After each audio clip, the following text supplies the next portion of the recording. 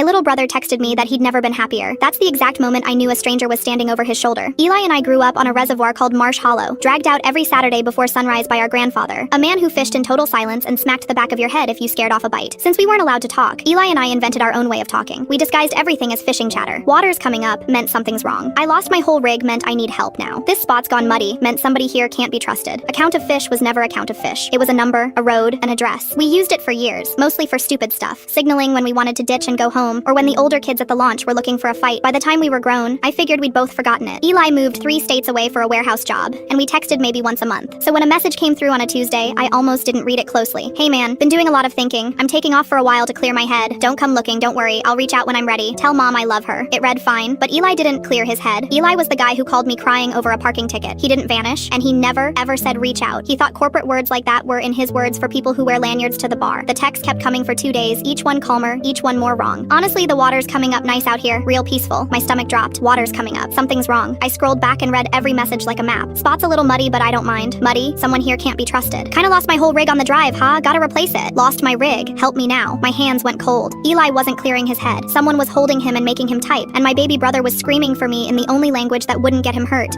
I texted back, careful, dumb stuff. LOL classic. Catch anything good? Trying to tell him I heard him without lighting a fuse for whoever was reading over his shoulder. The last one came at 3:11 in the morning. Can't sleep thinking about the old days. Water's way up here, real muddy, but it's peaceful. Lost my rig completely. Landed 9 base off the old boathouse before I quit. Remember Sutter's Cove? Wish you were here, big brother. Every word we ever made up was in that message. Danger, not safe, help me, and a place. 9, Route 9, the old boathouse at Sutter's Cove, a collapsing dock 2 hours north where we'd once hidden from a thunderstorm as kids. I didn't call the police. I pictured myself explaining that my brother had been secretly kidnapped because he mentioned base, and I heard exactly how insane it sounded. So I threw my grandfather's old flashlight and a tire iron in the truck and drove north with my heart in my throat the whole way. I found the boathouse off Route 9, right where the code said it would be. There was a truck I didn't recognize parked in the weeds, and through a gap in the rotted boards, I could see my brother zip-tied to a folding chair, head down, and a heavy-set man pacing with a phone in his hand, Eli's phone. I called 911 from behind the tree line and whispered that there was an armed man holding someone at the Sutter's Cove boathouse on Route 9. Then I stayed low and watched my brother's chest rise and fall until the first cruiser's lights finally cut through the trees. It took 4 deputies less than a minute once they were on him. The man turned out to be someone Eli owed money to from a bad decision I still don't fully understand, the kind of debt that turns into a person disappearing. He'd taken Eli's phone to buy himself time and keep the family calm. During the arrest, he actually said to a deputy, genuinely baffled,